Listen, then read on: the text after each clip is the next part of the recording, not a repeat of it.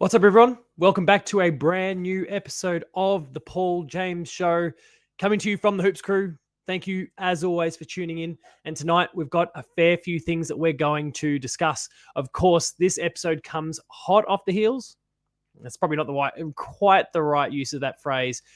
A couple days after the Geelong and Hawthorn match sim, and there's a few things that we want to discuss from that one. We're going to break that one down. We're going to go around the grounds and talk about some of the other games that have been going on this week, as well as, of course, some of the games that are still to come over the course of this match simulation period and the lead into the formal preseason beginning. We're going to go through some Q&As. We're going to talk about Nuff of the Week. There's a range of different things that we're really going to dive into this week. There are some hot topics that within the Geelong community have been discussed, and I'm going to break them down with you in this episode. Very excited to do so. Of course, some promotional stuff to get things going tonight. Please make sure, if you haven't already done so, you can catch me on socials, Paul James Games. You find me on Twitter, X, whatever you want to call it, Instagram, Blue Sky, Facebook. Facebook's getting a bit carried away. Ben will fix that graphic. Of course, support the channel. Make sure you subscribe. Tell all your friends and family. There's a whole bunch of different ways that you can reach out to and connect with the show as well. There is, of course, Instagram. There is, of course, Twitter. There is, of course, Blue Sky. You can hit us up in the comments, as many people are doing right now. We've even got a Discord, and you can go check that one out. The details for that will be in the show notes. If Ben is watching, I don't know if it's actually baked into that yet, so maybe just drop that link in the comments. Ben, if you are tuning in right now, that'd be super helpful, mate. Would really appreciate that one. Make sure you share your thoughts. The chat, it's popping already. We've got a few people piling in there. Of course, Brendan will try and find a way to wedge some Mitch Hardy talk in there for a few minutes. I'm sure it can be good fun. We do have another ex-Cat that we're going to be talking about tonight because he has been in the news in a big way. Show your appreciation, super chats. And this is the thing that I really want to drive at as we build this platform over the course of the year. Super chats are going to be a major part of that. We know that the comment section can get pretty cluttered, and we know it is very, very hard for you to get your comments spotted when there is a flood of them coming through. Super chats are your way to guarantee that your question, comment, concern, or message gets read out or discussed on the show. So please consider using that functionality. I'll be keeping an eye out for it. That pins you essentially to the top, and I can give your comment some love. So consider checking that one out as well. And finally, there's the Patreon community. For the cost of only $5 a month, you can become a part of the Hoops Crew's Patreon community, where you'll get access to a whole range of early access, exclusive, and extended content. Please consider checking it all out. Now, enough of that. Let's get on with the show properly. First up, we are going to talk about the match sim result as I project those scores on the screen right now. We can see that Geelong, across 4 quarters, 4 30-minute quarters, there was no time on it, was just a flat 30 minutes. Geelong prevailed 15-16-106 to Hawthorn 13-8-86. I was trying to watch this one from a staff meeting at work. I'm sure the Department of Education is not watching or listening to this one. Watching it from a meeting at work, whilst very attentively tuning into everything that was being said. A couple footy fans peeping in over my shoulders. I was quite a distraction. Sorry, everyone. But typical Geelong and Hawthorn fashion, really. The game was live right up until the final couple minutes. It didn't matter that it was a match sim. It didn't matter that it wasn't even the real preseason. Till a couple minutes to go, it was only a few points in. It was a fascinating contest. Good for both teams to get some lead out of their legs and play the real deal. We don't have any major stats. Those weren't really recorded, but we do have some goal kickers here. Ollie Henry with 4, Brad Close with 3, Jeremy Cameron with 2. Well, for the Hawks, Finn McGuinness, Will Day, and Mabior Chol, all with 2 apiece. There are some highlights, and we're going to discuss those in a little bit more detail as well. Of course, there is Ollie Henry's goal of the year contender that won't be. It cannot, a bit like his amazing soccer goal in the prelim final last year, cannot be considered for goal of the year simply due to when it occurred. It's not in the season proper. Connor O'Sullivan showing some great signs, and Mitch Nevitt, Ben is suggesting with the graphic he's made here, is on track to be this year's Ollie Dempsey. He is hoping for that because I am a big fan of what that man is doing and what that man can be. Let's dive a little bit deeper into the Ollie Henry goal of the year contender. It was a fantastic snap from the pocket. It had some real Gary Ablett when he returned to Geelong sort of qualities there. Got a bit of elevation, kind of floated a little bit with the breeze. It was a really fascinating one. Make sure, and there we go. Sorry, I'll pin it now just because I've gone back to the comments. Ben has dropped that Discord link. If you want to follow that link, that will take you to our Discord channel, and you can reach out, chat with the team, chat with the community. We are building it out. We want to provide a platform for all of you within the Hoops Crew community to chat in a constant way with us and amongst yourselves about all things Geelong Cats. Anyway, it had some real Gary Ablett kind of qualities. I was very impressed by it, but of course it's not going to count for anything. The AFL, I think foolishly, now I don't think preseason and scratch matches like this should count, but I certainly think that finals should count in the reckoning for goal of the year.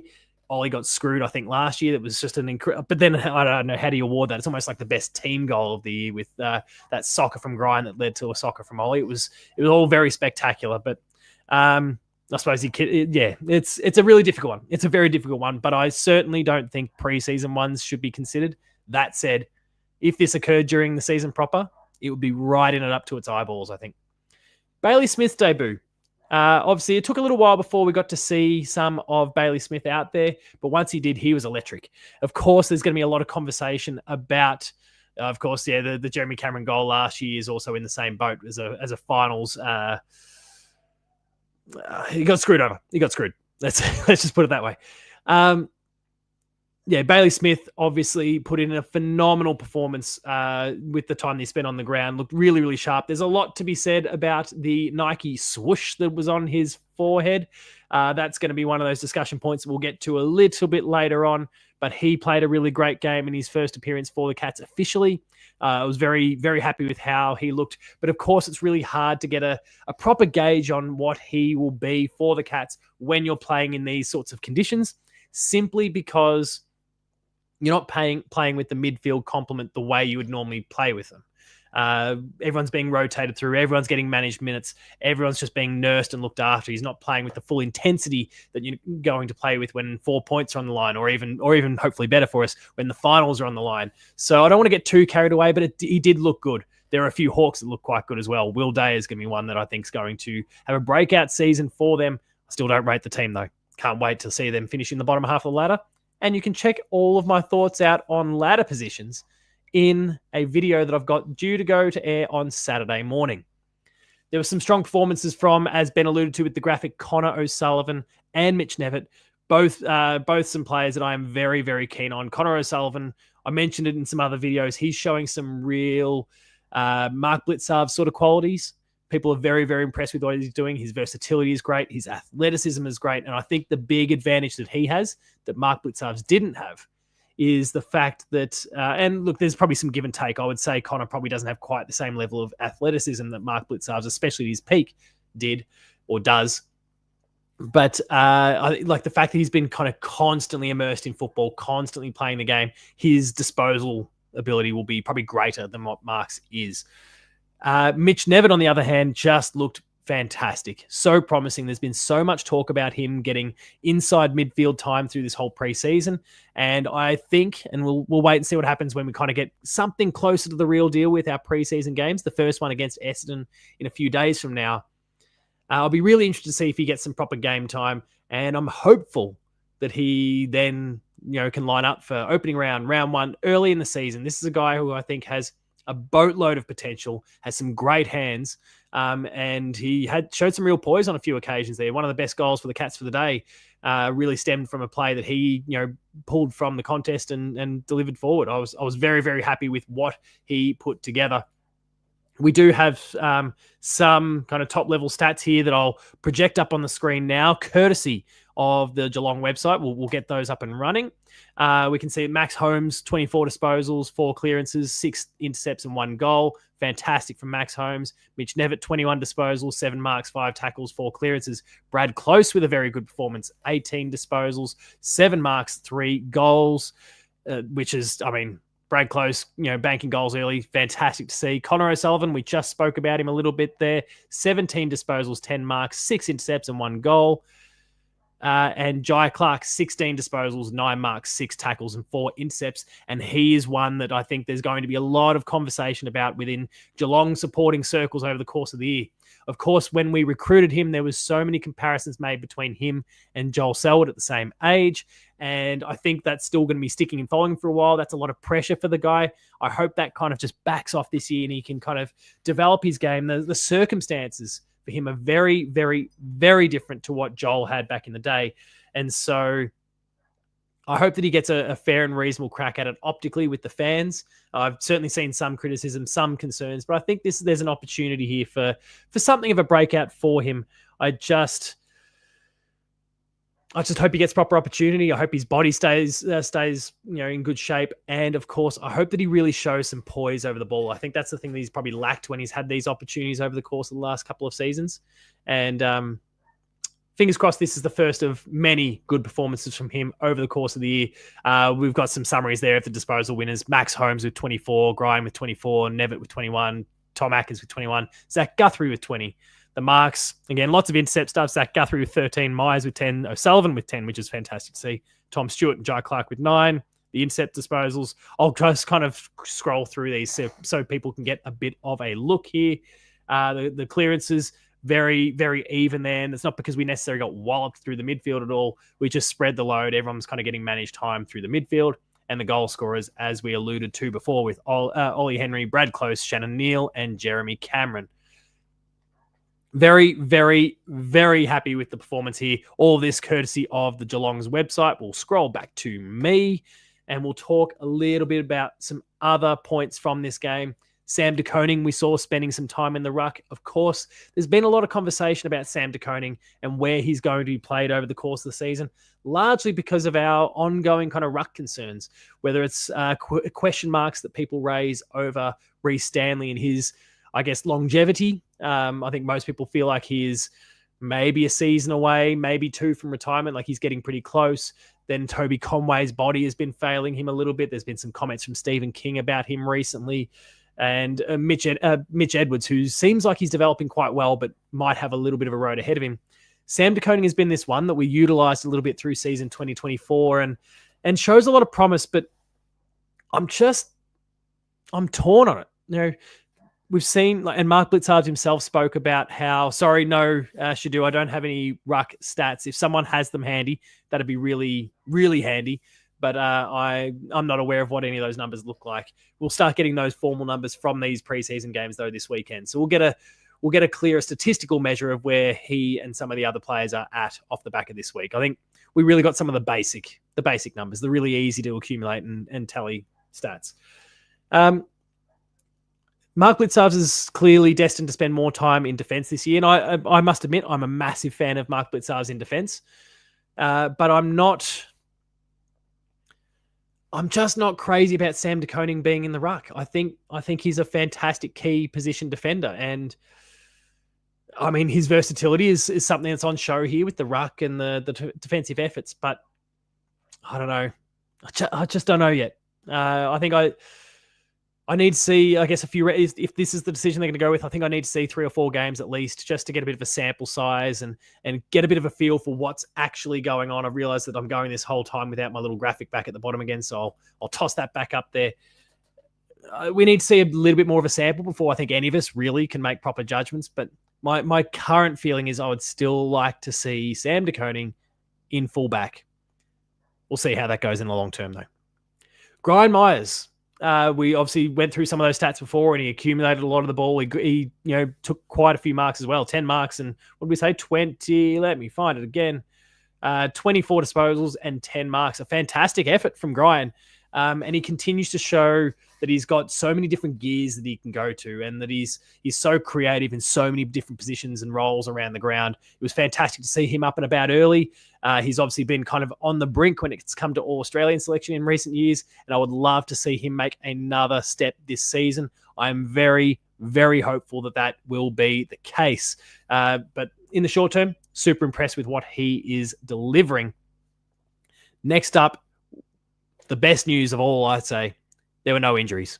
It seems like everyone got through with a full bill of health. It doesn't seem like there's any niggly things at all. I didn't see anyone kind of hobbling around with ice in any specific areas that should be of concern. It seems like everyone got through with that clean bill of health. That in itself is incredibly exciting. And I sincerely hope that remains the case through the remainder of the preseason. We don't need any ACLs. We don't need any shoulders. We don't need any nasty hamstrings or anything like that. We are trying to get ourselves right for a bout with the Lions in just a couple of weeks. It's very exciting to think that in 2 weeks about or so from now, round 1 is upon us. In fact, is it 2 weeks from tonight? It's a Thursday, isn't it, that we're playing? Someone confirm in the comments. I think 2 weeks from today, I think, is when we play our opening round match against the Lions. So I'm excited. I'm sure so many people watching and listening right now are as well. It's going to be great. And it looks like Shadou's saying that they're going to be there. That's exciting. Very, very happy for you. Looking forward to going to round 1 myself, 6th of March. As Shadou confirms in the comments. I'm going to quickly pin this one. Shadou also mentioning, have you seen the player mugshots on the Cats Instagram and Facebook and like all their channels? Grind looks so sad. That is a hilarious photo of Grind. Everyone else, they're kind of tensing, got ball in hand, trying to flex. There's all sorts of different poses and those sort of things. A lot of the stuff that I had to go through myself, and I don't have the guns for it at all. When I did my Fox Footy show at the end of last year, Grind, on the other hand, just a sad sack. Didn't have any of those poses and just looked really mopey. So I'm not sure what they were going for there, but I'm sure the Cats media team thoroughly enjoyed those photos and having a bit of fun with it. It was good value. And again, I'll stress, I did not have the arms for it. That's why they got me just putting a scarf around my neck when I was on the Fox Footy show for finals there. I might need to go to the gym. All right. Let's move on now and talk about some intra-club matches and sims after the game. There's plenty going on in that regard. Some of the players also got some extra time after the match. There was a little bit of a kind of a scratch match 2.0 for some other players who were on far more limited time, far lesser less levels of conditioning. They got a bit of extra time to run some things out as well. I certainly heard a few interviews that now the club has been posting on its podcast feeds in the last few days from K-Rock and other sources as well, where some of the boys who did get some game time were pretty happy it wasn't them kind of just running around and cruising at 5 o'clock in that particular case. So Spartacus with Myers looking as happy as a West Coast player for the next 10 years. Maybe we should get Harley Reid over to the Cats. He'll be a lot happier then. Anyway, look, what does it all mean? Not a lot. The Cats look good, but as I kind of alluded to when we were having our preview episode for this, we don't want to get too carried away with anything. We beat a team that, again, I'll just be clear, I don't really rate the Hawks, and I think they're going to be having kind of one of those down years, but before a potential rise. I think the talent is there, but I just don't think this is going to be the year where they actually rise up. I think they're going to sink. The reality check is going to come. The bubble's going to burst a little bit, and then they'll rebuild again from kind of 2026 onwards. So I don't want to get too carried away beating a team like that. They were also down some key players as well. Who will be back pretty soon. They're not season enders or anything like that. So let's cool our jets. Let's not get too excited. Honestly, I will say I haven't seen anyone getting too crazy and carried away, but there's always the potential that off the back of a preseason win or some scratch matches, just wins against the key opposition, that we can get a little bit wild and excited. That hasn't been the case. It's been good. Let's keep it in check. Let's get a bit excited after we beat the Lions in opening round. Finally, as I alluded to before, we have a practice match against the Bombers, 7:30 on Tuesday night at Cardinia Park. Get along to it if you're able to. The fact that it's at a more convenient time certainly helps. I think more people probably watching today. I'd imagine more people watching today might actually be there. So please, if you find yourself on camera at any point, give us all a wave. I won't be able to make it myself, not on a work night, but it's a fantastic opportunity, of course, Essendon. I feel like the only time they ever get a win on us these days is the preseason, and even then they've struggled to do that from time to time. I don't think there's much to see here. This is, again, I think a team that most of us probably don't rate overly highly going into season 2025. So if we all we can really do is go and get a win, get some good form under our belts, continue to experiment. I think, like I said before, I think the thing I'm most excited for out of this game is to get some stats at the end of it, really. And just to get a bit of a numerical, a metric representation of where some of our players are at. and we'll get, I think, the all-important one on the end, which is the percentage of time on ground. If we can kind of extrapolate that data a little bit, we can really start to paint a picture of how players are being used, in what positions, and how effective they are in those spots. So I really look forward to being able to break that down next week. Next up, we are going to go around the grounds and talk about some other results, some other games that have been going on. But there's something we've got to do first. You all know what's coming. We need to take a word from our sponsor. The Hoops Crew Media Network is proudly sponsored by Cyril Cook Florist, established in Geelong since 1915. Visit their website at www.cyrilcookflorist.com.au. That's Cook with an E. Give them a call on 035 222 2244 or mention the Hoops Crew to get yourself 20% off your next in-store purchase when you visit them at Shop 12, 11 Leather Street in Breakwater. Thank you, as always, Cyril Cook Florist.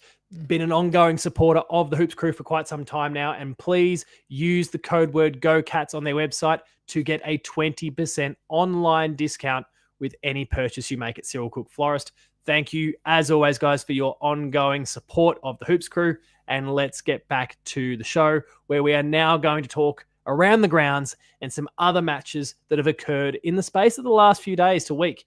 I did talk about in some other videos the recent I keep going to say international rules because that's when I see the I, that's what triggers with me. We're not talking about international rules. We're talking about the Indigenous All-Stars game, which was a fantastic spectacle. We've spoken a little bit about Vanilla Fremantle and kind of what little they kind of threw out there that day. There's been a lot said about Vanilla Fremantle, and I'm not sure exactly where that club is at. We're going to talk a little bit about these two guys, though, who had a ripping performance, both of them. Lawson Humphries with 20 disposals, Tyson Stengel with an incredible goal from the boundary. We spoke about that set shot capability he's got from these really tight angles, and he does it so often. He's got some incredible talent as Tyson Stengel. It's fantastic to see them both delivering at such an early stage. The Indigenous All-Stars got the win pretty comfortably against a Fremantle team that, as a lot have said, they looked very vanilla. They looked quite boring. They claim to be holding some aces up their sleeves. I don't necessarily know if that's the case. I don't know if they're necessarily going to be a particularly good team this year, but they might be there or thereabouts based on their home ground advantage, if nothing else. I don't know. I don't really have a good read on them, but we got the job done by 43 points. It was fantastic to see, and let's see more of this series, I think, in the future. It was a fantastic spectacle. It was great to see the Indigenous team, kind of celebrate their culture in multiple different ways over the course of the game, from the team being formed alone to some of the pre-game displays that were put on. And then a lot of the commentary afterwards was just fantastic. It was such a good opportunity to elevate the players and what they've been doing and what the Indigenous players and culture is doing for our game. So more of it, please. Hopefully it's not against Freo next year. We can see it kind of move around Australia and be played against some other teams, some South Australian, Queensland, New South Wales, and of course Victorian teams. There's so many to choose from in Victoria. That would be a really awesome spectacle. But just maybe once Tasmania enters the comp, let's just hold off on that one for a while, because while they're young and brittle, it could be a bloodbath. Next up, we're going to talk about some more preseason matches, and we're going to talk about Essendon defeating the Bulldogs by 19 points. And of course, the Bombers supporters are coming out of the woodwork everywhere saying, we've got hope. We're going to make the finals this year. We need a reality check. We've got them this week. Can we please, for the love of God, give the Bombers supporters a reality check here? Put them in their place, because I don't know. They're just no good. They're just no good. Let's please not get carried away. They are a rubbish team, and they've got a lot of work to come. So I don't know.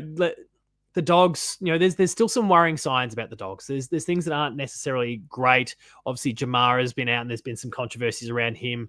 There's been some other players struggling with injury. They caught the Dogs at a vulnerable time, and also a point of the year where it just doesn't matter. Weren't the Bombers described as witches' hats? I'm seeing in the comments. I mean, they were, they are, they will forever be witches' hats. I had the conversation at work the other day. There's been no more like, if you're a supporter of a football club, I don't think there's a team that would have a supporter base that would be more disappointed this century than the supporters of the Essendon Football Club, especially after it started so strongly. They won in 2000. They were thereabouts in 2001. They played some more finals. They made it to a semi-final and lost to Geelong in 2004. I was there that day. Fantastic occasion. And it started a 20-year-long finals drought where they have barely made it a lot of the time. And when they have, they've been bundled out straight away. It's been great for the rest of us, not so much for an Essendon supporter. The next worst performing team, Carlton. But at least the Bombers won a flag. It's a mixed one. Carlton have seen more ups than downs. More ups than I would say the Bombers fans have over that time. But as oh my god, NM Bussy Sniffer says, dogs are so injury ridden. Wouldn't read into it. Might be 2 to 4 early, but they'll rise. Moving on from there, West Coast defeated Richmond. Look, I think that for me the biggest point of conversation here is, of course, the number one draft pick copping a hit to the head, getting concussed. You don't want to see that happening to anyone, let alone some of the future superstars of our game. He is hoping he is okay. I did have, and this is I guess this is the position I've kind of got myself in these days, where just wandering the school at work and had students asking me what they thought about that particular that particular contest, and whether the player, I don't recall who it was, from West Coast, though, should be suspended for kind of pushing him under the ball and taking that head high hit. I didn't buy into any of that, and I'm glad to see there's been no conversation about that. Bombers fans looking as happy as Myers these days is a good one. That was obviously the first game coached by Andrew McQualter, and it's going to be a bit of a year of pain for the guy, I think, but you can only go up from here pretty much, right?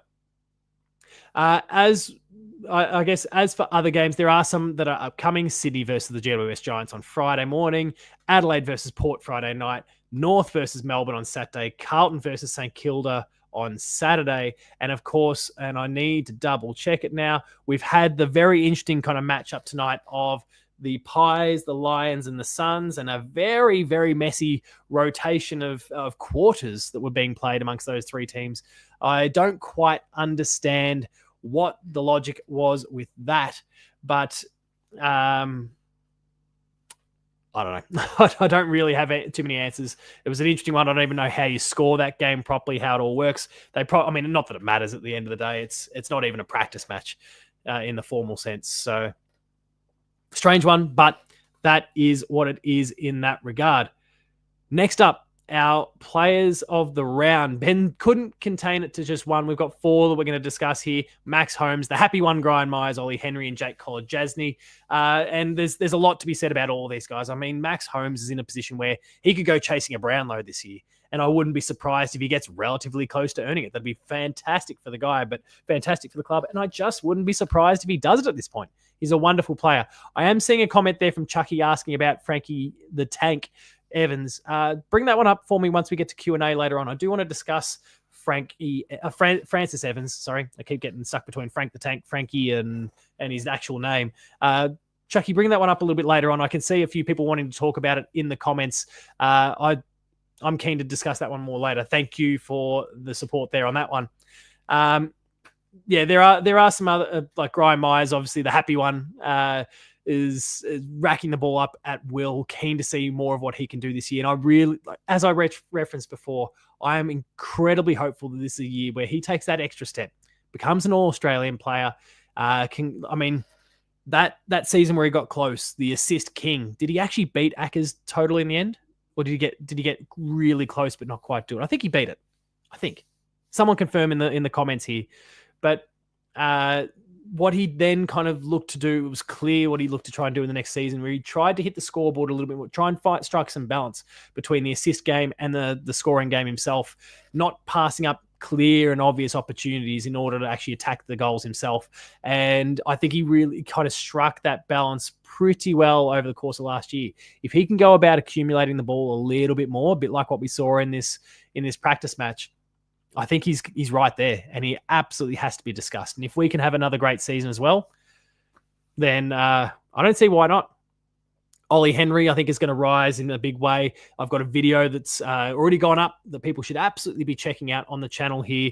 I was talking about players like some of our younger players who are going to go to another level. Ollie Henry was one that I seriously considered for a while there, but I wanted to give some love to a few of the other players. But Ollie Henry, again, I think there's a sky's the limit sort of component about this guy. He flies wonderfully well. He's got incredible game sense. He kicks the ball incredibly well. He's super reliable in front of the sticks.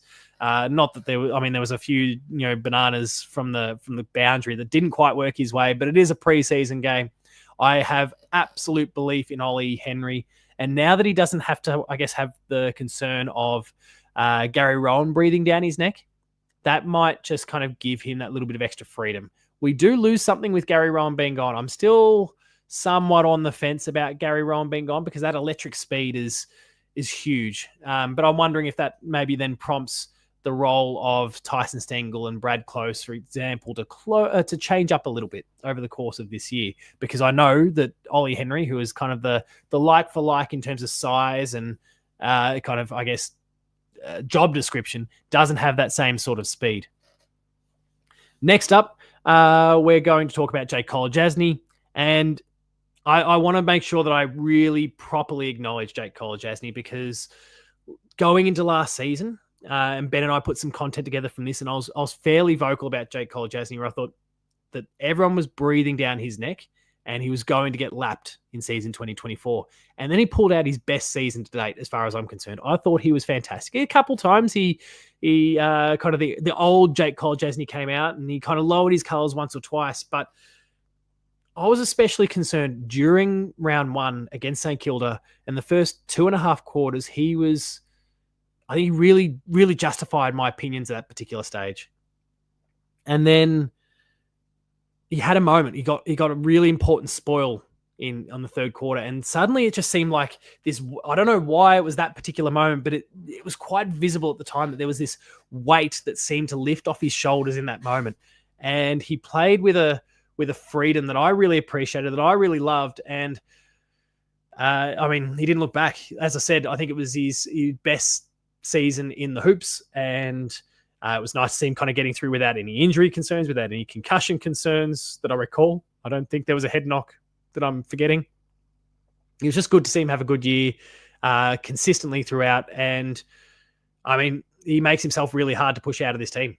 I thought he was probably gone going, by the end of season 2024 when I discussed him at the top of last year.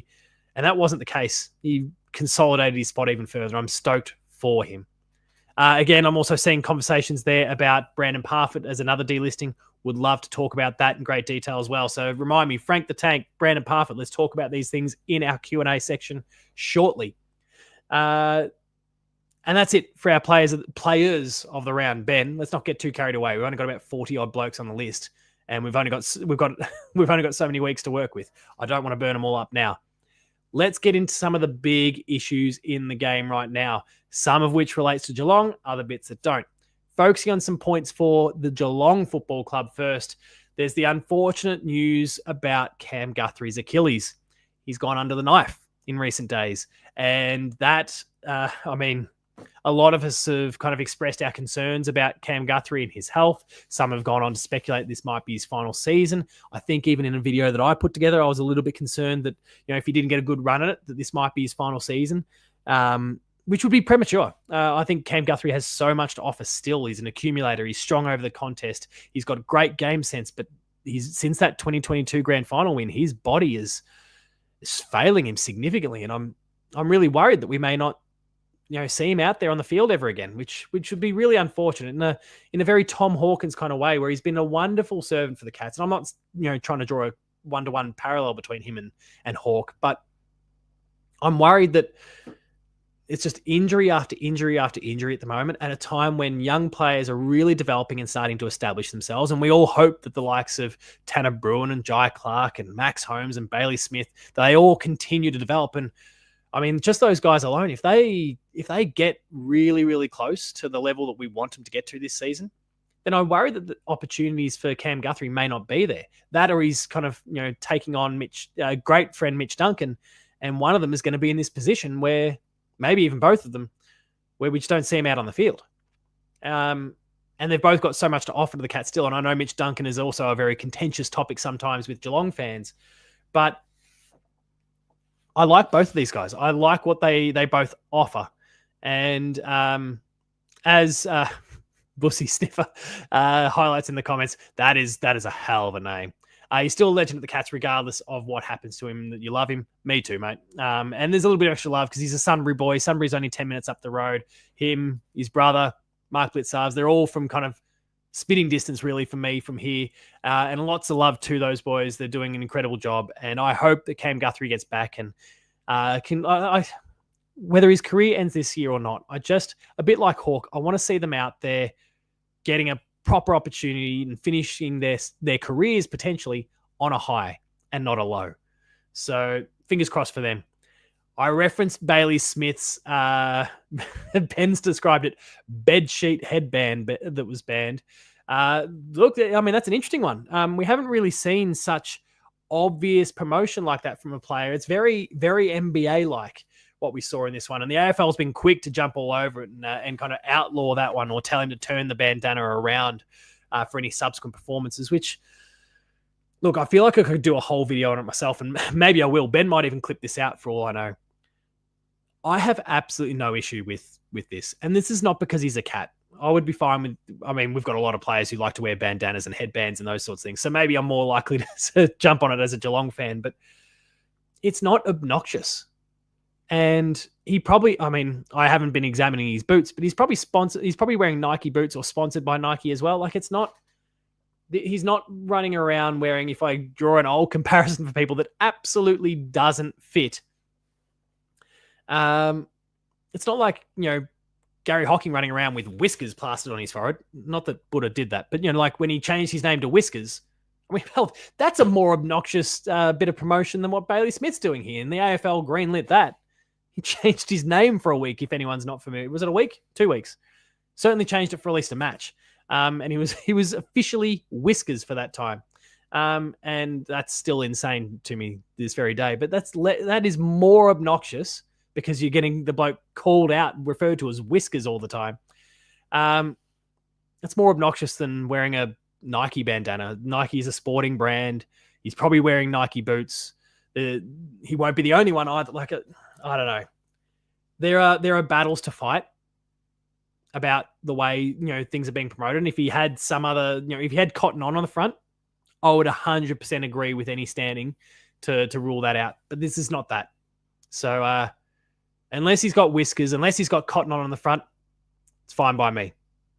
Bianca's wearing a similar headband to training right now. I did see a photo, Brendan, I think, of Bianca with the headband on. I was all about that photo, and I'm all about the bandana, the headband, whatever, the bed sheet in this particular case as well. So, I don't know. It's a strange one. We're going to have to just live and deal with it, but it is what it is. The AFL won't reveal the outcome to Chris Scott's third-party deal with the club sponsor. Now, I do understand the hows and whys. It's been kind of explained that essentially this is because by doing this, they essentially open up a can of worms that then prompts them to be asked and then subsequently answer a range of questions about other deals that other coaches, other players at Geelong and other players in other teams in the competition all have. And I mean, the fact that, there's been some commentary coming out of the club where they're happy with the result tells me that there's nothing to see here. They're not going to talk about it in detail, of course. The club can probably be more on the nose about it because they go, well, as has been said, that they're happy with the outcome. It's fine. It's been including the soft cap, which is what Shadu read today. So did I. There's nothing to see here. I genuinely think there is absolutely nothing to see here. The next one is a topic that I want to discuss in very great detail, and I should have been more prepared for this one. I'm going to see if I can pull it out really, really quickly here because it's been a topic that has been discussed a little bit amongst our community. It's been discussed a little bit by the fans, and I just went to the source and tried to get some answers myself on this one. So bear with me here while I bring up an article from the Herald Sun, Code Sports, whatever you want to call it here, that is about friend of the show, and I'm crystal clear, friend of the show, Phoenix Foster. This is not how I want to be projected. There we go. That's Bailey Smith running. Don't worry about that. There was an article that got posted. No, I'm sharing the Code Sports version here because I do subscribe to that because I was looking for... Recently, I put together a video about the top 100 earners at the Cats. In the competition and how many Cats fit in there. It cost me $1 to subscribe to get access to the article I needed, and I'm still enjoying that $1 as we speak. So thanks, Herald Sun. You're delivering again. Horrible magazine, like newspaper, but we'll use it when we can. This is one of those horrible pieces. And I'm really, really keen to see what people have to say in the comments here, because Phoenix Foster has spoken to Daniel Renfrey here of the Herald Sun of Code Sports, and there was an article that basically talks about how he had such a really terrible time here. And we'll go through it, we'll read it a little bit, and then we'll talk in a bit more detail about it. Delisted Geelong player has claimed that the club didn't appreciate his efforts as he had a terrible time in 2024, ending his dream of an AFL career. South Australian Phoenix Foster has opened up about his really rough time with Geelong after being delisted at the end of the 2024 season, and he's joining Yorke Peninsula club Baskerville for season 2025. The 20-year-old forward ruck utility, originally from Wadena, was drafted out of Norwood by the Cats in 2022 as a long-term prospect, but told the club he did not want to stay at the end of last season after injury issues and mental hurdles. Foster kicked 30 goals in 30 games for the Geelong, but could not manage to break into the AFL side. Geelong was really rough. I had a really terrible time, Foster said, with injuries and just mentally pushing through. Last season was really physically and emotionally draining year. The job of being an AFL footballer is great, but it was just the environment I was in. I didn't feel appreciated. The club kept trotting me out for 8 weeks on an ankle that will need a reconstruction. I was a workhorse. I went over and beyond. My days would start at 7:30 in the morning and finish at 5, and I was usually there for a couple hours getting my body right before other players would come in for meetings. I understood I was a longer-term prospect and I was injured, but I just felt like the work I did went under the radar. And then they go on to provide a little bit of context for Phoenix's career up to that point, kind of the opportunities, how he got there. I still made some good friends during my time with Geelong and have relationships. I achieved 90% of my dream and I could almost touch the last 5%, but I had to make a decision about my happiness and mental health, and what happened at Geelong wasn't healthy. He then goes on to talk about how Connor Knights, he's a Baskerville player who's going to go and join. It's the best thing for him is to get back to grassroots and to get to the real life again, what you and I are all living. He talks about that. He talks about that in a little bit of detail. He doesn't rule out going back to the Sandford, but right now he just wants to get back to community football and get back and enjoy things. And I've had a bit of a chat to Phoenix since. Now I'm going to be really mindful. And Phoenix, you may or may not be watching this right now. I want to be really, really careful about this because I've had a chat to Phoenix, and there's nothing that he has specifically said here that I'm going to share outside of the fact that he was pretty disappointed in how this article came together, because it's fairly misleading, I think, in terms of how it's been all assembled, and really.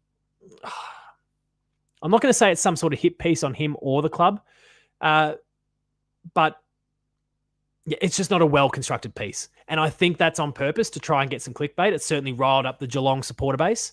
And, I'm seeing some comments here with people kind of suggesting it's bizarre that every club delist players. He didn't make the cut, nothing to see here. Not a friend of the club, not happy with him. So I've had a chat with Phoenix, and there's a lot that he kind of outlines that was taken out of context, not really representative of the conversation he actually had.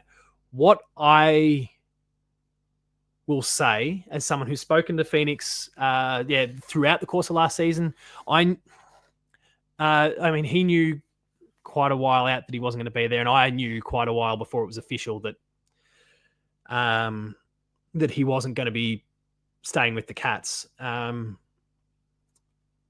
What was really honed in on here, and let me bring this back, was the sorry, let me find it again. I've lost where it went. Where is it? Come on.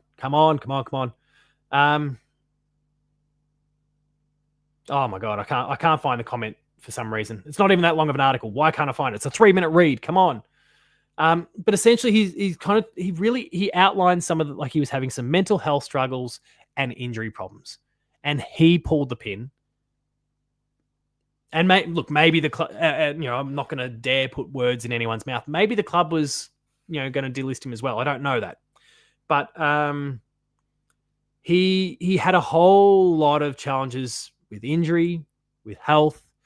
And when you're in a queue that's consisting of Jeremy Cameron, Tom Hawkins, and then Shannon Neal, who's been kind of on the rise for a while, it's a really hard job. And those injury problems, they were just consistent enough that he couldn't get his body right. And I spoke to him several times over the course of the year where he was really down. And this was before any decisions had been made. He was just really down on himself because of the run of luck he was having. And I felt awful for him. And, we'd try and chat, and it was awful. It was really awful to like. I loved getting to chat to the guy. He's such a wonderful person with a huge heart and an incredible personality. But it was awful to kind of hear how hard it was for him to just get his body right, and how it would fail him at kind of the worst times.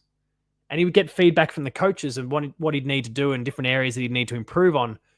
But then he'd get cut down by something, or he just wouldn't get a solid run at it before some other injury came along. And it was really difficult. And I think there's been a mixture of commentary around Phoenix over the course of the week since that article kind of went up. And Spartacus, I'm just going to, I see your comment about like he lied or the media did.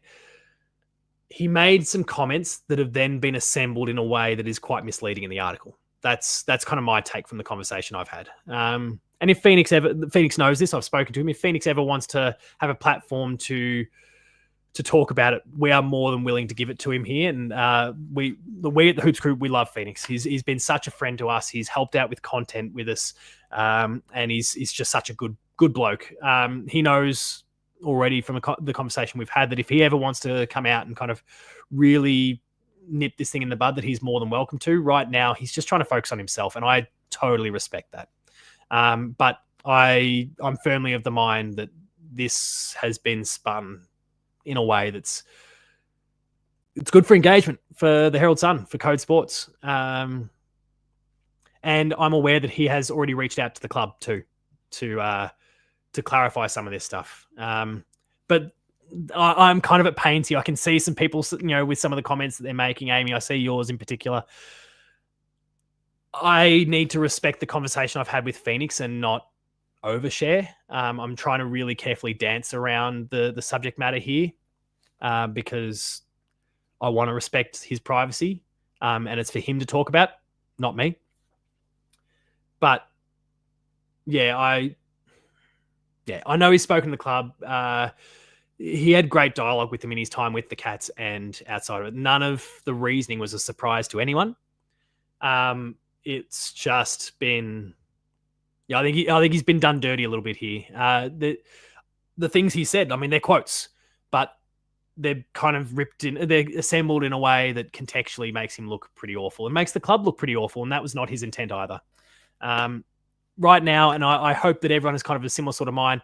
I wish Phoenix the best. I hope that he can find the love of life and the game, and that he's back up on his 2 feet and absolutely smashing it in the near future.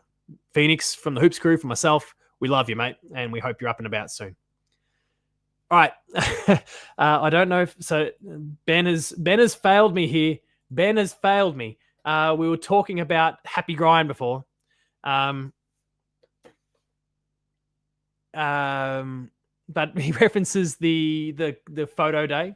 I'm going to see if I can quickly pull together some of the photos here. We'll try and quickly jump on a Facebook, and we'll try and find some shots from the day that was Geelong Cats, because there was some gold here. Absolute rolled gold. I found it. Let's bring it all up really quickly. We'll remove this. We'll screen share some more. Come back. Screen share some more. Here it is. Our fearless leader, Chris Scott. We've got all the Facebook comments here along the way. Maxi Holmes looking sharp. Ollie Dempsey, just the party tricks, wheeling them all out. Shadu is right, Instagram as well. Ollie Henry could have looked a bit more serious, but it is kind of the more intense sort of pose. I'm okay with that one. We'll get to grind very soon, everyone, if you haven't seen this photo. Jack Henry, sharp. Tyson Stengel. It's a simple shot, but he's an absolute legend. The maestro, the wizard. We've got Shawnee Manor here looking great, hoping a really big season comes his way. Connor O'Sullivan, one of our great white hopes for the year. I can't wait to see what that guy can achieve this year. Paddy Dangerfield, the Greys. Look at those Greys, Paddy. Come on, mate. They're really starting to show. We love him, mate, but just put a bit of dire in there, mate. Or just lean into it. Go, I'm an old bastard. I'm still going to kick your asses. Tommy Stewart, who knows where he spends more time this year. Mark Blitzarves, still a couple of years left. Still an athletic beast, but seems to be playing more of a defensive position. Jack Bowes. Here it is. And look, the comments, like people have latched onto it. Doesn't look Grind happy for photo day. He'll continue another level. Top votes. Smile Grind. Grisey wondering why no one likes him. What? Why so sad? What's wrong? What's wrong? Pookie is my highlight there. Brian, you can't let them take photos like that. Shannon Neal, the guns are starting to develop. That body's there, the tan. He's looking ready to go. Tanner Bruin, again, one of my most anticipated players for the Cats this year. I'm thinking that big things are about to come his way. Sam de Koning, those arms are getting bigger and bigger. Whether he's playing ruck or full back, I'm expecting big things from him. How many more have we got? Not many, I don't think. Jake Kolajasny, Lawson Humphreys, ready to explode. And again, whoever Cat Thomas is here, future champion player, like absolute ripper, that bloke. I can't wait. Jack Martin is obviously one of our big unknowns for the year. We'll have to see how he develops. Hopefully his body comes good. I'm hearing pretty good things there. And finally, I think it was Jeremy Cameron. 60 plus goals from this bloke this year. Looking forward to what he can deliver. All right. Let's get back to the agenda and we'll kind of push through things a little bit more here. The comment actually came up for, sorry, I didn't notice that Ben had put it in the notes here. But Frankie the Tank, Francis Evans, damn it, I did it again. Francis Evans has signed on with the Blues. He's an SSP pick. I'm stoked for the guy. Obviously, former Cat.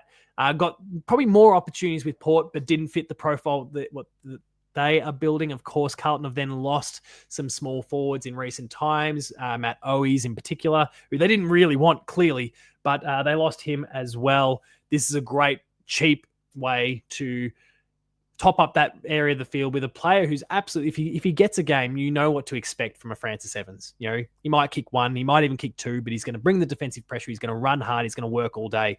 And yes, he's not the most skillful player on the list, but he's going to be a really handy player for them. So congratulations to Frank the Tank for getting yet another game at a brand new club. Back to Victoria. Sam Laylor, we mentioned him before, getting concussed in that contest, but he kicked 2 goals. It was a really promising start from the number 1 draft pick. I don't know how long he's going to be out for with this fractured jaw, but shows a lot of promise. Looking forward to what he can deliver. Dusty 2.0 from the sounds of it. Cody Waitman, out for 3 months with a knee injury. I'm going to put this out here now, and I'm not going to shy from this. I am not at all crazy about Cody Waitman.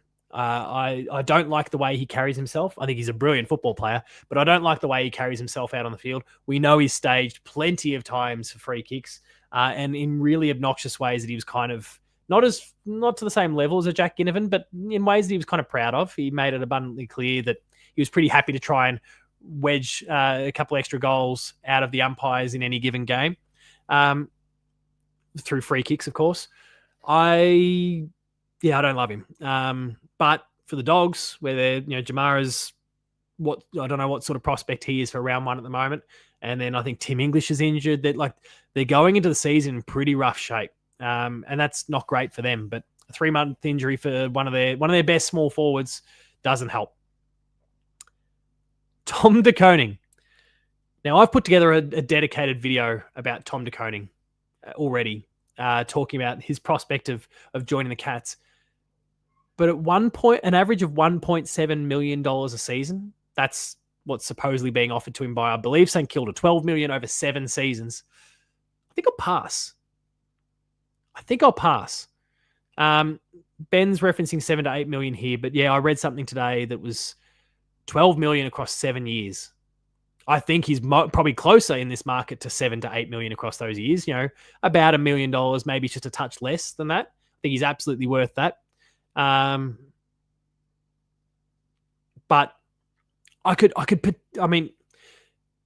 Bussy Sniffer kind of references that we ain't paying that. I agree. We're not paying 1.7. I don't think we're paying $1 million a year. We're not offering a contract like that if it ends up being the Cats. And of course, the main reason why the Cats are in this conversation is because Sam is with the Cats.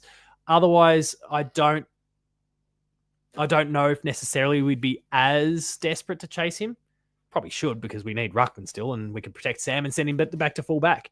But we don't offer 7-year contracts. And I spoke about this in the stream the other day. I hate the long-term contracts. And Geelong, I don't think, would offer Tom De Koning a 7-year contract.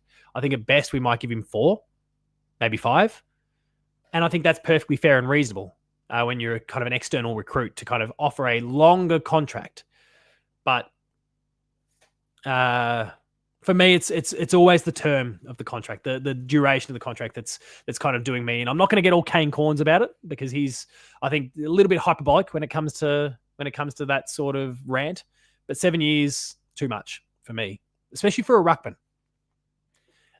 Next up, Cozzy Pickett doing his time at Melbourne this year. I think it's crystal clear that he's heading west. It's only a matter of whether it's Freo or the Eagles that he's going to go to. I suspect it'll be Freo, because the Eagles are a long way off consistent success. And I think, as much as they're probably developing a list that's shaping up to, there's some comparisons recently to some Kerr and Judd like pairings that are starting to emerge over there at the Eagles, that the midfield is in very good shape with Harley Reid at the helm of it. But don't worry about that, because he's going to be a Cat nice and soon. I think the Freo blend will be good for Cozzy if he goes there. I think that's the obvious pick for him. And we'll see how it all plays out. Matt Rowell said he'll be staying put in 2026. Now, we've put together a video. We've seen the reports.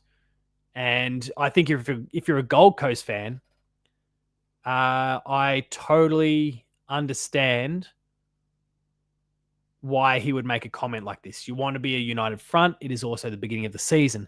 But I won't believe a word that Matt Rowell says until he takes the grass out of his mouth and signs a contract. And until that point, I'm going to entertain still the idea that he comes to the Cats. It's a very appealing prospect, I'm sure. And yeah, I think... I don't know. I think there's a bit of it that's probably him waiting to see how the Suns go, and I rate the Suns very highly. But yeah, I don't buy it. Until you actually sign on the bottom line, it's all talk. Caden Cleary, Sydney's been suspended and fined after possessing an illicit substance. I missed this report, so thank you, Ben, for clearing up that one. Clearing up that one. Not good. Why do players keep doing this? They know they're going to get caught. Ken Hinkley, he's going to be doing a handover to Josh Carr this year. Obviously, there's been plenty of Port fans who've been kind of chasing after Kenny Hinkley's head for quite some time. Hopefully, he just comes back to the Cats, enjoys some assistant coaching after that, and finds some love of the game again. I mean, I think he has a great time making a bit of a fuss and waving his arms around when they get upset wins in places they shouldn't, and beating the Cats, and then we smack them in the finals. Congratulations to Kenny. I don't hope, because I want us to win the flag, but if it can't be us, I don't love Port, but I do like Kenny, and I'd like to see him win a flag with everything he did for the Cats. I'd love to see him win a flag as a coach, because he's been done dirty on a few occasions. He's been dragged through the mud when he hasn't deserved it. And so I'll tolerate Port winning a flag, assuming again that we can't win it for whatever reason. Then I'll tolerate Port winning it for Ken. Melbourne to host an Irish celebration Jim's game in round 1 against GWS. I haven't really read up on the details around this, but I think anything that kind of celebrates Jim Steins and kind of, I guess, the Irish contribution to the game, I think is huge. The Gold Coast Suns, the pink jersey. Oh my Lord, that is horrible. It's almost as bad as the damage that's been done to their social media branding this week with the hack job that's been done. Someone's broken into their social media account and been posting all sorts of stuff from that one. I've seen that video of the ant's nest where someone pours like silver or something inside of it and basically like turns the whole thing into solid silver through the nest, which looks gorgeous, but it's also kind of horrific. Now I'm just seeing people saying bussy in the comments. Like, does everyone know what you're saying when you like, oh my God. But yeah, the jersey's almost as bad as people just dropping the phrase bussy in the comments. AFL refused to disclose player stats to umpires to assist with Brownlow voting. We need to look at the way that the Brownlow is being done. The AFL is open to the state of origin next year, which is a really interesting stance off the back of the international. I did it again. The Indigenous All-Stars game. I mean, I think I heard Kane Corn say it today, actually, that he thought that if Victoria played against South Australia right now, that Victoria would win by 20 goals. Now, I haven't looked at kind of a side-by-side of the best South Australian players out there versus the best Victorian players out there, and I suspect it wouldn't be that sort of a level of blowout because Kane likes to embellish things. But at the same time, I think, can we just have the Indigenous game and celebrate that for a bit longer and then start to work up to state of origin again? I know the state of origin concept is something we love and we kind of want to see more of. But I'd like to let this Indigenous All-Stars game breathe a little bit because otherwise it feels like we're going, yeah, that was good. Now have this, and now have this. Like, let some things breathe. Aiden, I couldn't possibly contemplate the idea of Geelong playing Hawthorn. It's too traumatic for me. Finally, Jannik Sinner, the tennis player, world number 1, got a 3-month suspension. Conveniently between big championships, slides in perfectly between the Australian Open and the French Open. Very, very convenient. Should AFL players be concerned? Ben, I'm curious to what you're getting at there. The show notes here have left me a little bit confused. Should AFL players be concerned about Jannik Sinner getting a 3-month suspension? I guess it's an interesting one because this was seemingly, from all reports, an accident. But was the Essendon thing an accident? I don't know. I don't have too much to say about this one, honestly. If clubs, I just want to believe that clubs are doing the right thing these days, that they've all learnt their lesson from the Essendon scandal, and that their I's are dotted, their T's are crossed, that we don't even have accidents occurring, that we can just do things above board, not take any crazy risks. Just keep it up like above board and honest. Moving on to our next segment here, which is Nuff of the Week. And we've already kind of referred to this publication off the back of the Phoenix Foster thing. But I want to dunk on the Herald Sun. And I'm gonna bring up the article again. The Herald Sun, Code Sports. You've done the guy dirty here with some pretty shoddy reporting. Having spoken to the man himself, got it from the horse's mouth. This has been constructed in such a misleading way. And we are and I say this as someone who works in media of sorts with my work in the video game industry. The written word is struggling right now. I absolutely understand that we're approaching a place where, I don't say approaching. We are there already, that it's about clicks and people want ad revenue because the written word form is drying up in its relevance, unfortunately. I absolutely love written media, and traditional, well-constructed written media is so important. But it is a seemingly dying art in sport, in my work in video games, across the board. And people are doing more and more dodgy things to get eyes on their writing. And this is one of those. My understanding, again, from speaking to Phoenix is that, I mean, obviously we are seeing a lot of this stuff. He's being quoted here, but the way it's been constructed is the misleading bit. Now I'm finding the bit that I'm looking for. Jesus Christ. Geelong was really rough. I had a really terrible time. That doesn't mean the club was terrible. He had a terrible time. He had a torrid run of injury. With injuries and just mentally pushing through, last season was really physically and emotionally draining. Why wouldn't it be? And yet, the Geelong Football Club is his terrible time. Daniel Renfrey, get fucked. Sorry if anyone had any children handy. Get fucked. It's bullshit. I do not like this sort of reporting. The way it's being used for clickbait, for engagement, to rile up this community, it's just not been okay. And it's worked because I've seen so many people talking about it. And that's really disappointing in and of itself. Not because people are talking about it. I totally understand why we want to talk about these things. It's just dodgy writing. I don't have much more to say about this one. This is a very short enough of the week. Ben, if your plan is to break this one out, I'm sorry that it's not the longest one in the world because I've kind of fired all my shots already. But I just don't appreciate this sort of reporting. And this is where I think I know what we do with things like Behind the Play, or what I've done with Dev Diary on podcast feeds. If you like your video games, you want to learn back-end developers, go check out Dev Diary as well. I know these are very much puff pieces in a lot of ways. They're there to celebrate people. But it's a conversation in its entirety. And I think if we're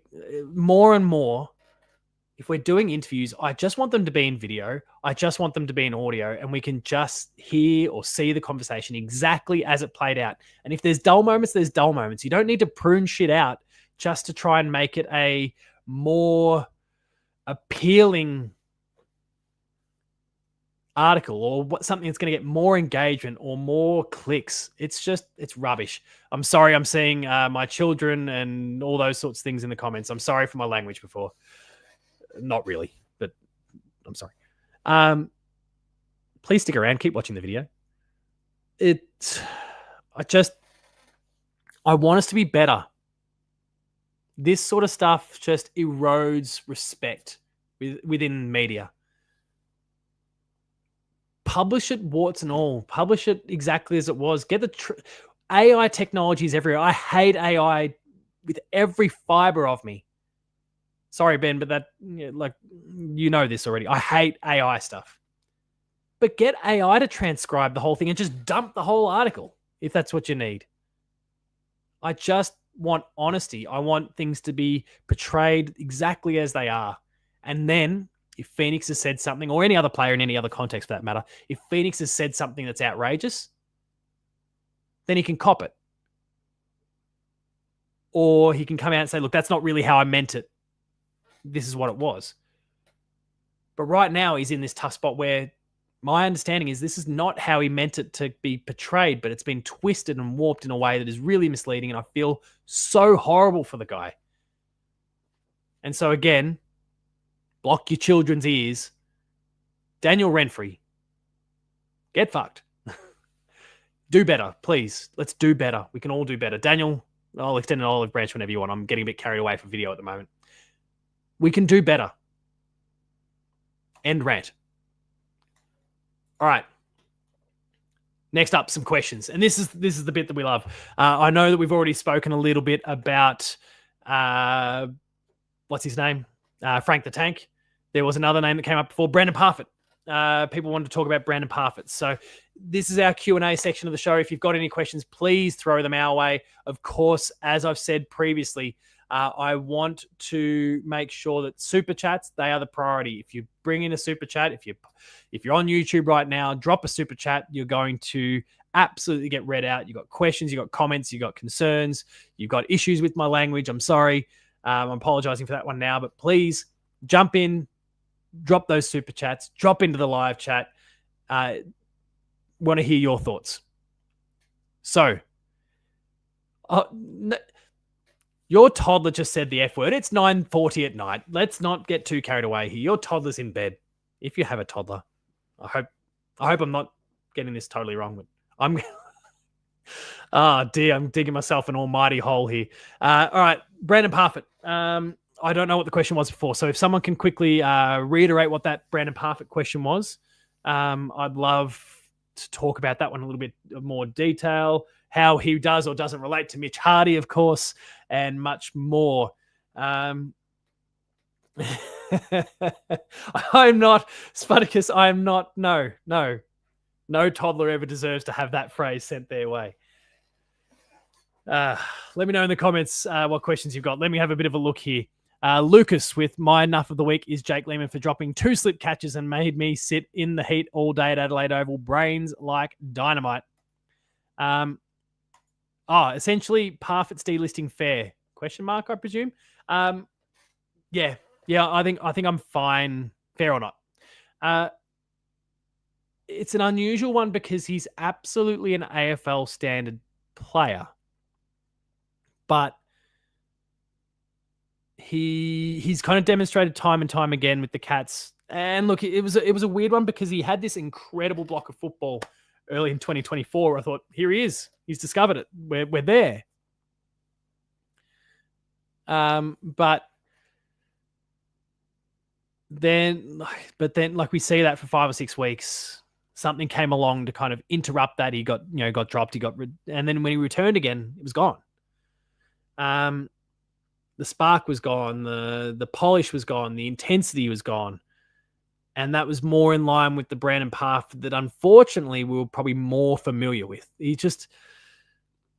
was close, but not quite. And when we're a team that's chasing a flag, like we are, and of course he's a premiership player, and I have the utmost respect for what he contributed over many years before that premiership as well. Like as an important part of a midfield that was growing, that was developing, that was chasing something special.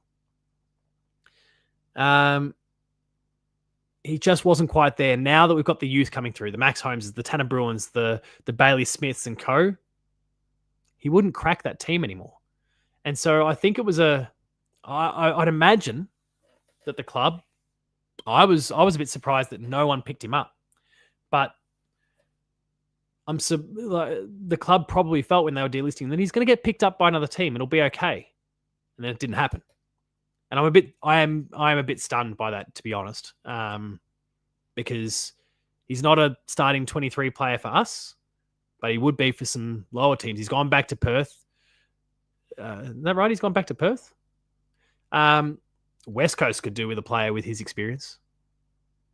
But as a few have said, his kicking was not fantastic. There's weaknesses in his game that mean he's never going to be a frontline midfielder, and it's unfortunate because he had bucket loads of potential, but he didn't quite reach it. And so I guess that's where the Brandon Parfitt story at the AFL level seems to have come to an end. Any other thoughts or questions that people want to ask? I'm keen to hear what you've all got to say.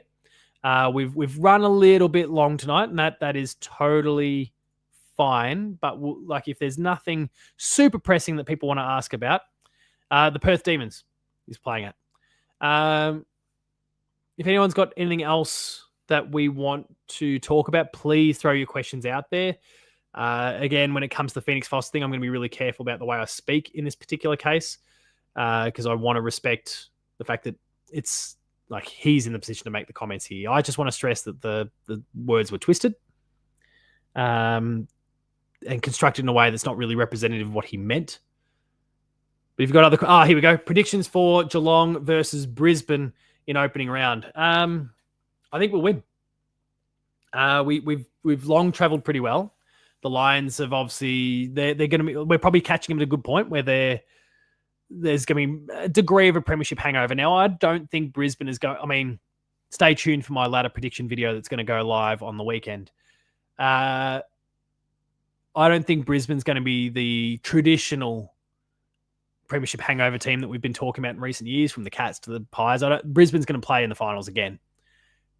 but they are going to be a little bit off pace because, of course, hell, even their match that they played today, there wasn't even a proper practice match against the Gold Coast and the Pies, but they've had less of a run up, and they have been celebrating, and it takes a little while to kind of get yourself up and going again. So I think we're catching them at a good time if we want to bank an early win. There's obviously going to be a little bit of spite in it for us. There's been some tension between the two teams when they've played in the last couple of years, and I expect that to resurface once again. But yeah, I think we'll get the job done. I think we're a stronger team than they are, and they are a weaker team now that Joe Danaher is out. So I think we'll get the chocolates in that one.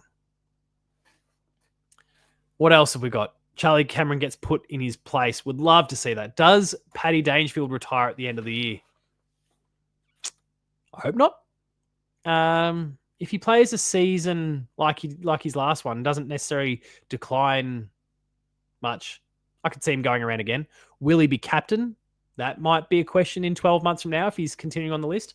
But also, I would say if we go on to win a flag, then Paddy Dangerfield continues the recent history of Geelong captains retiring on a premiership. We saw Tom Harley do it. We saw Cameron Ling do it. We've seen Joel Selwood do it. And I would love to see Brendan clarifies that Danger's contracted till next year. So I guess we'll be winning a flag in 2025 and 2026 then. So Danger can retire with a premiership trophy in his hands. And yeah, look, maybe he breaks the contract and retires early if we win in 05. Future captain, I do think, is Max Holmes, like the long-term sort of prospect. I could see Tom Stewart stepping in to fill in for a year or two there, but Max is getting pretty close, I think. So that's where I kind of see the Dangerfield captaincy and retirement situation going at the moment. What else have we got here? Who wins an arm wrestle between Tom Atkins and Ted Closey? Tom Atkins. I'll back Tom Atkins in. But I haven't seen any photos of Ted Closey recently. Are those levers looking pretty impressive at the moment? Can we get one more for Daniel? One more for Daniel. What do we mean by one more for Daniel?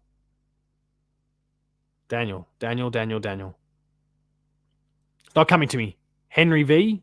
Clarify for me.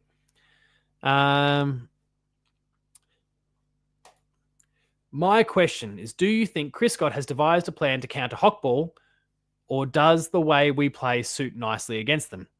Dorks did improve significantly after our last contest.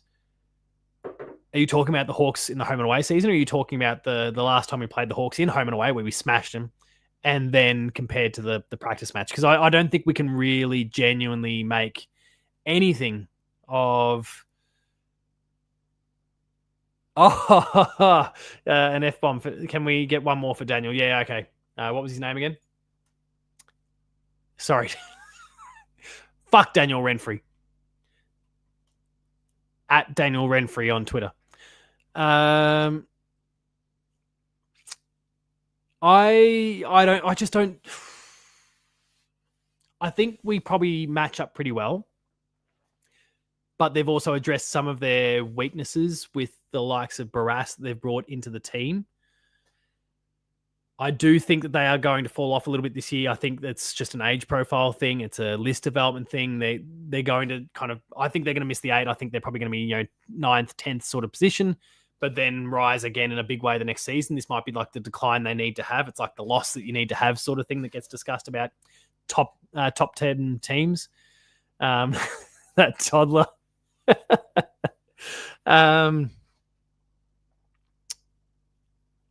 I don't think we have the sample size really to, like, after Easter Monday would be a good conversation about how we handle something like Hockball, but I also don't think Hockball is overly special at the end of the day. Any other comments at all? My child's paw is... You should probably go parent them then. Oh dear. All right. One final question, and then we'll start to bring this one home for the night. Your name is Bussy. Yeah, that's an excellent point too. Final question. Anyone got one? Otherwise, we'll wrap it up for tonight. Gaming question for Paul. Did you finish Star Wars Jedi Survivor? I absolutely did finish Jedi Survivor, and it was fantastic. Was it as good as Fallen Order? Probably not. And I think that's purely because Fallen Order was a bit more defined, a bit more directed. Whereas the open world design of Jedi Survivor, I think there's something sometimes, and GTA 6 this year will be a major exception to that rule, I suspect. But there's something that kind of gets lost when you make this really big world because it's less. You just lose this unique sort of flavor that you can get when everything is really specifically. I'm going from footy world to video game world is a surprisingly hard pivot. I'm losing all the language, the right sort of language that I need.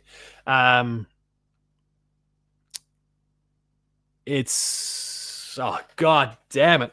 It's just like it's clearly specifically designed when you're working with a narrower, smaller, contained world, as opposed to something that's very open world where you're just going to see repeated assets get used time and time again. There we go. It all came to me finally. Mario Sonic Ben. That is not even a conversation. So no, Mario, of course.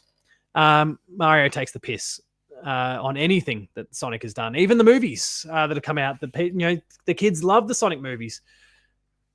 All three of those movies that have come out haven't made as much money as the Mario movie made yet. They don't come close to the quality of the Mario movie. Stay tuned for, I think it's April 2026 when we get the second Mario movie with Yoshi, might I add. How many of the first 6 are we winning? I will need to check our first 6 games. Or Spartacus, I might upset you with my response to that question. I'll get to that one in a second. But let me bring up, and I might screen share again. Present, screen share, AFL fixtures. Boom, boom. Let's talk a little bit about Geelong's first. Oh, no, that's not what I want. Team Geelong Cats. Let's go. We'll win against the Lions, as I said before. I'm stunned that the odds are what they are. Freo will win. St Kilda will win. We'll smash the bye. So we're 4 from our first 4. The D's in Geelong will win. The Crows in Adelaide will win. We should. But my gut also says that we'll find a way to drop one of them. But I don't look at one of those and go, it's clearly that one.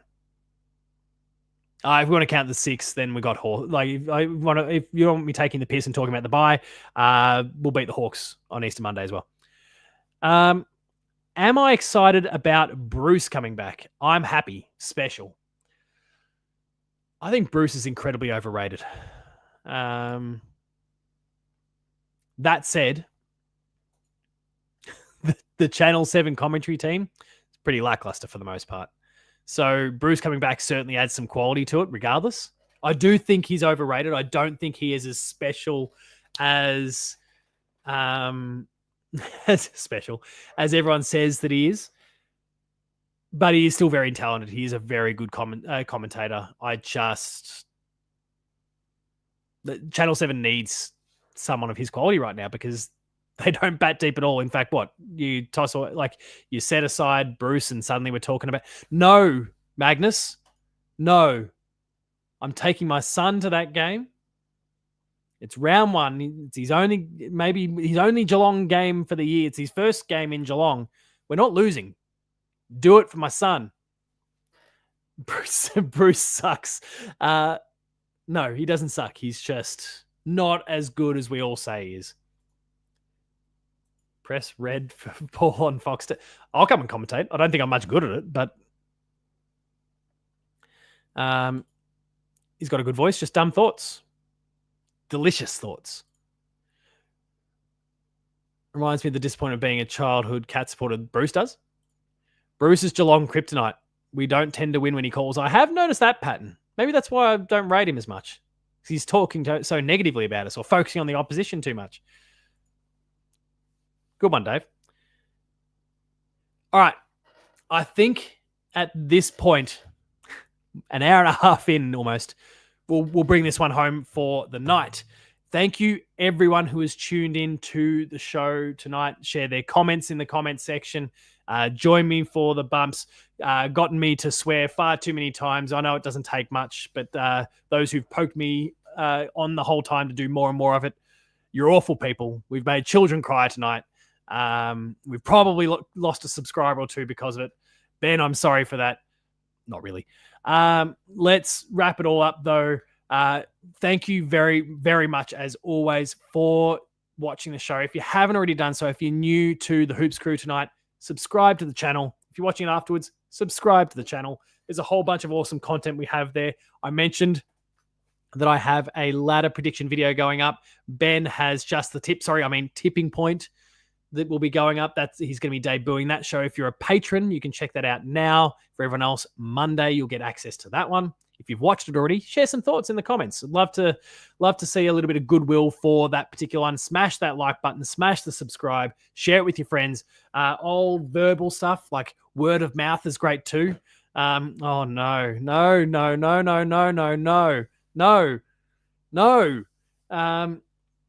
I need to behave. Support the channel, like, share, subscribe, tell your friends, share your thoughts. As always, hit up the comments now and after the show if you've got more thoughts on Bruce McAvaney, on Phoenix Foster, on the many other horrendous things that I've said tonight. Super chats, too late for that now, but thank you to those who've been kind of questioning in the chat. Consider checking out the Patreon. If you haven't already, the Patreon is the best place to go to get early access to content, to get extended content. The Chaps Chat Cats do some incredible work with their extended content there, and they're popping up regularly. We'll talk about the upcoming slate in a moment, and exclusives as well. There's so many good things that you can find on our Patreon, and it costs you just $5 for the entire month. So please consider checking out what we're doing there. Thank you, as always, to Cyril Cook Florist for your ongoing support. And as we wrap things up, the slate for the next coming days, Sunday, 8:30 p.m. live, the Paul James Show is back. And we're going to preview the Geelong and Essendon game. We're going to delve into any other big topics that pop up along the way. There, of course, as I referenced before, some other practice matches playing out. And I'm sure the Geelong Football Club will continue to provide us news, hopefully of the really exciting variety. On Monday, the tipping point, Ben's show that I just alluded to, that goes to air at 8:30 p.m. It's his ladder predictions, and he's going to talk about his tipping strategy for the year. I don't think he really has one. I think he just makes it up as he goes, but prove us wrong, Ben. Patrons can go check out that video now, and it goes public to everyone on Monday. Tuesday at 10:45 p.m. live. Expect me to come and cuss some more, I'm sure. Post-game live is on after the Essendon game, so we'll be expecting lots of you to jump in there. Ben will, of course, share the StreamYard link where you can... I just jumped back to the chat there after talking all these assets on screen, and I just saw the comments about toddlers hitting certain buttons. Oh, dear. Patreon.com/thehoops-crew is for Bussy Sniffer. That's where you'll find that one. Patreon.com/thehoops-crew, where you can kick in $5 and get access to all that stuff that I was talking about before. Post-game live, like I said, Tuesday night, 10:45. I'll be there. I'm sure many others will be there. Ben expects you all to be there as well. Tune in en masse. This show is better, but throw him a bone, I guess. On Wednesday, the Chaps return 8:30 p.m. there to preview to review the Essendon game of the night before. Thursday live, I'll be back again with the Paul James Show.